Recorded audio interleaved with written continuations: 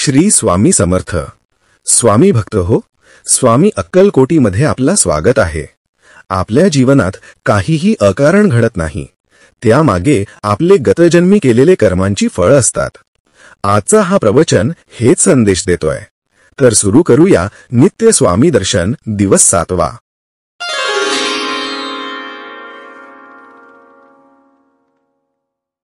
कुऱ्हाडीचा घाव त्या तेजपुंज यतीच्या मांडीवर बसला होता आणि मांडीतून भळाभळा रक्त वाहत होते. लाकूड तोड्या घाबरला. त्याच्या अंगाचा थरकाप उडाला. आपल्या हातून एक अघोरी आणि अमंगल कृत्य घडले आहे हे त्याच्या लक्षात आले. यती आपल्याला शाप देऊन आपल्या देहाचे जाळून भस्म करणार ह्या विचाराने लाकूड तोड्याला एकदम रडू कोसळले. दुःखावेग सहन न होऊन तो जमिनीवर गडाबडा लोळू लागला.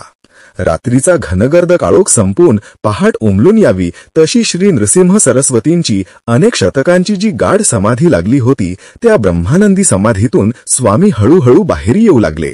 त्यांनी आपली समाधी जणू विसर्जित केली. आपले कोमल नयन शांतपणे उघडले. समोर एक लाकूड तोड्या दुःखावेगाने गडाबडा लोळत असलेला स्वामींनी पाहिला. स्वामींनी लाकूड तोड्याकडे पाहत मंद स्मित केले. त्या मंद स्मितामध्ये ब्रह्मशांती दाटली होती. लाकूड तोड्या धावत पुढे आला आणि त्याने स्वामींचे चरण घट्ट धरले.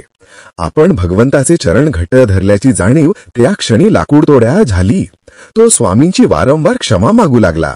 प्रत्यक्ष भगवंताच्या मांडीवर आपल्या कुऱ्हाडीचा घाव बसला आहे ह्या तीव्र जाणीवेने त्याचे मन व्याकुळ झाले होते. तो वारंवार म्हणू लागला, म्हणे मी बहु अन्यायी, परी घातले आपुल्या पायी, क्षमा करुनी लवलाही, अभय द्यावे मज दीना. अजाणपणे घडली मात, अन्याय घालावा पोटात, अघोर पातकी मी अत्यंत, कर्म अनुचित केले की.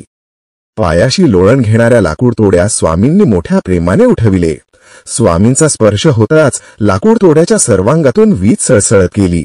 लाकूड तोड्याला स्वामींनी अभय दिले व म्हणाले, तू काही माझ्यावर अन्याय केला नाहीस. समाधी विसर्जित करायची माझी वेळ झालीच होती. तुझ्यामुळे ही समाधी विसर्जित झाली. तू केवळ निमित्त मात्र झालास. तुझे परम कल्याण होईल.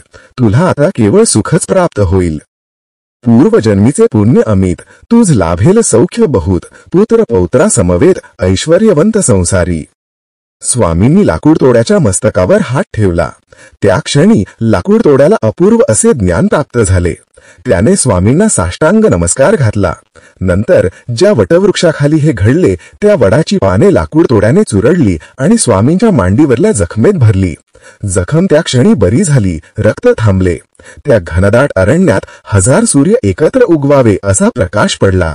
श्री दत्तात्रेयांचा तिसरा अवतार स्वामी समर्थांच्या रूपाने प्रकट झाला होता. भिऊ नकोस, मी तुझ्या पाठीशी आहे. श्री दत्तात्रेयांचा तिसरा अवतार म्हणजे श्री स्वामी समर्थ. तो अवतार प्रकट होताना एक सामान्य लाकूड तोड्या हजर होता.